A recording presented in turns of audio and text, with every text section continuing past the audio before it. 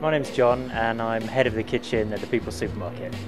The People's Supermarket is a cooperative store, I suppose, and it has a mixture of paid employees, but the vast bulk of the employees are voluntary members. And as a member, you're kind of part owner of the shop. You get to you get part of the decision-making process, and you come in and do voluntary hours of 4 hours a month.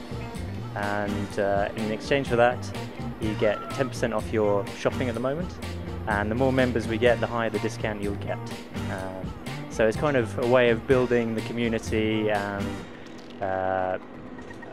social network together, and hopefully lowering prices and giving producers a better deal for their supplies as well.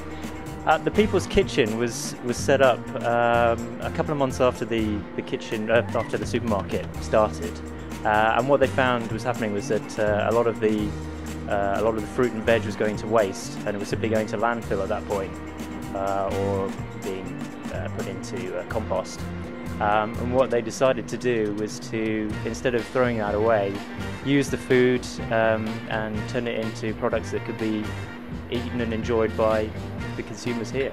So we take waste product from the supermarket shelves, turn it into great food, and people come in and buy ready meals for lunch and dinner. The recipe for today is spaghetti bolognese. We asked our members, especially the young dads and part of the membership, what recipe they wanted to see cooked today, and spaghetti bolognese was the clear winner. It's a nice simple recipe, it's an old favourite, and everyone enjoys spaghetti bolognese. Perfect for kids and adults alike. Here I've got some sage. This is optional, but I think it gives it a bit of extra depth to the flavour. So I'm going to fry that first of all. I've got some onions here, some garlic, celery, carrots, tomatoes which have already been slightly chopped. I'll probably chop those a little bit more. Some tinned tomatoes as well, some red wine, bacon, mince. We have some beef burgers left over, so I'll kind of crumble them down and turn them into mince for the sauce as well. And finally, pasta. So if you're just making spaghetti bolognese for 2 people, father and son, you probably only need 2 carrots, 1 onion, about 3 or 4 cloves of garlic. Probably only need 2 sticks of celery as well. And in terms of the beef mince, 250 grams would be enough for 2 people. And half a bottle of wine, and probably 2 or 3 rashers of bacon would be plenty. So you'll need a vegetable peeler. This isn't a very good one, but it does the business. Small knife, a larger knife. 1 knife would work just as well, so I'm going to use 2. I've got a board for my vegetables, and then a separate one for raw meat, because I don't want the 2 to be contaminated and possibly risk of food poisoning. I've got some bowls here which I'm going to put the chopped vegetables into just to get them out of the way. And then I've got a large frying pan. You can use a large frying pan. I've got a large saucepan here which we'll cook the sauce in. And then we've got a large pan filled with some water. Put that on the boil for the pasta. So I'm going to peel and chop my garlic first of all. So just take the end off that. It's good to have a bowl here to put all your bits in, get the rubbish out of the way. Just sort of press on it, and then the skin comes off a lot easier. Do that with all the cloves.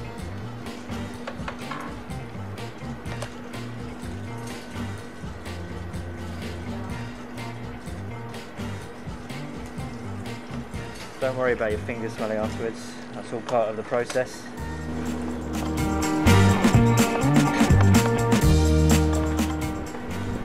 Garlic's done. I'm going to swap knives to a slightly bigger one for the onions. Take the base off, and then cut it in half, carefully. Peel the skin off. Quickest way is just sort of go through the onion like that, cutting all the way down to the bottom, but not cutting all the way here. take your time over it, no rush.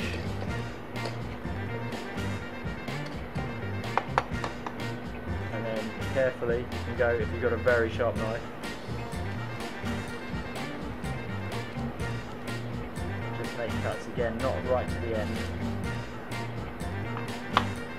And that means you can just go down now and cube it.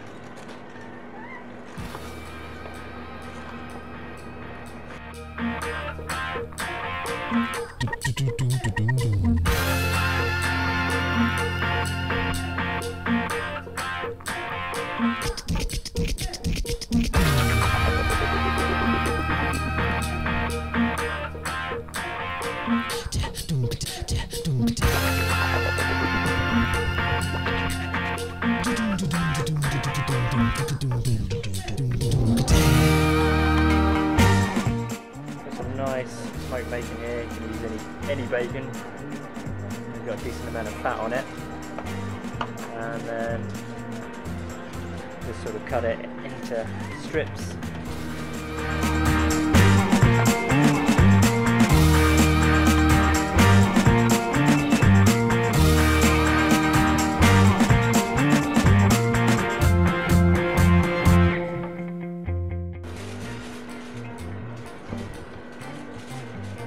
These are quite loose burgers anyway, so they're quite easy to break down. Yeah, there you go. You get a nice lot of mince out of those. And they are on special offer and discounted over the summer months, so stock up and fill your freezer with them. Non-stick one's probably even better than this.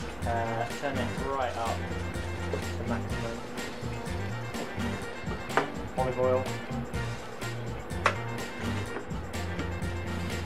decent lug of that,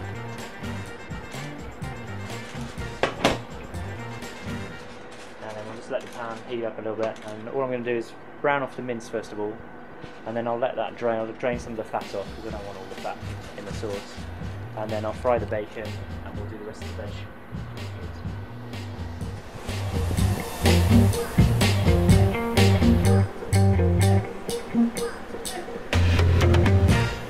I've got a colander and another bowl ready for later on. I'll just put the beef in there and let the fat drain off.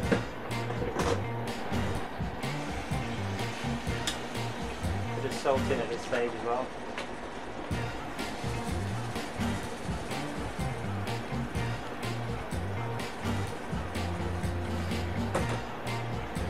Just a little bit of pepper in just to season the meat a little bit too at this stage.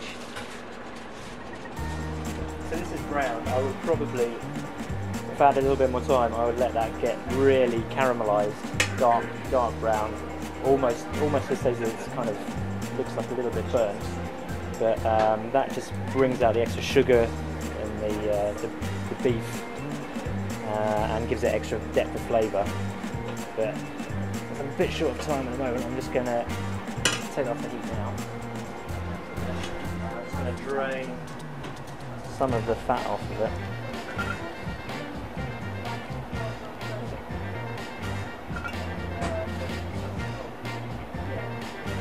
Make it just a little bit healthier.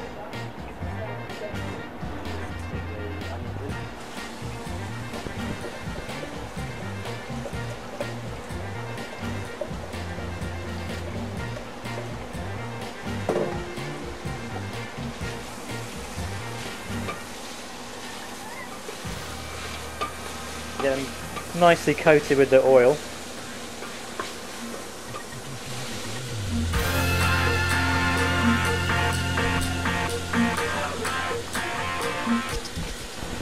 So the onions are well on their way to being caramelised, starting to get sort of brown on the edges. So I'm going to stick the bacon in now. Get rid of that board, just keep it out of the way. So all the bacon fat will melt out of the bacon here and into the sauce, into the finished sauce. So you'll just get that sort of extra hit of meat.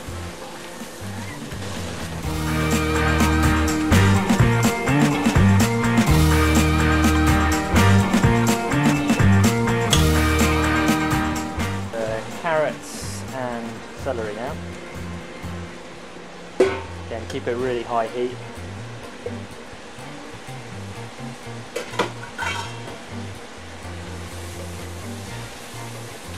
It gets nicely tossed in all the oils.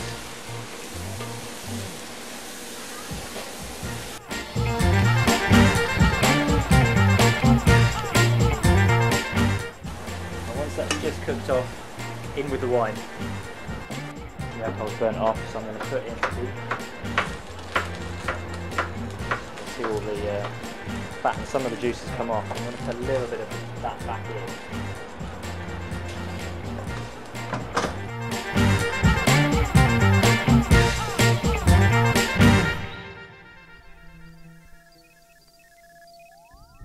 Turn the heat right down so you get a slow sort of simmer.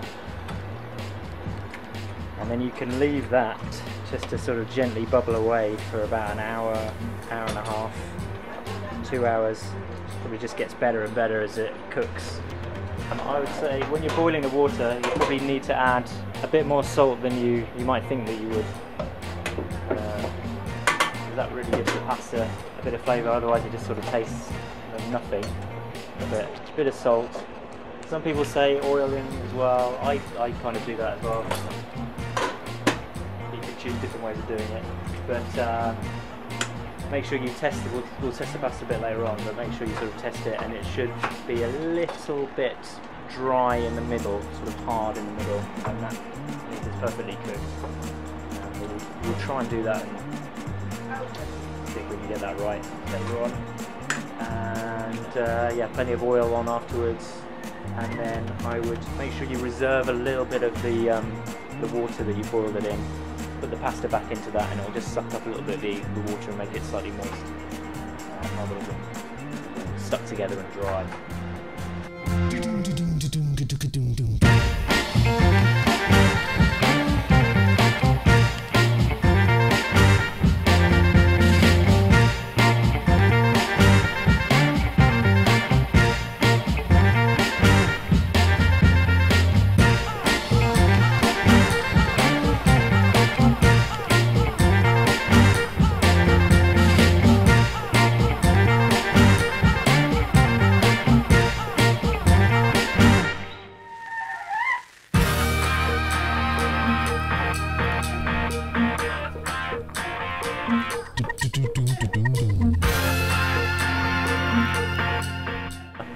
It's a nice simple recipe, it's an old favourite, and everyone enjoys spaghetti bolognese. Perfect for kids and adults alike.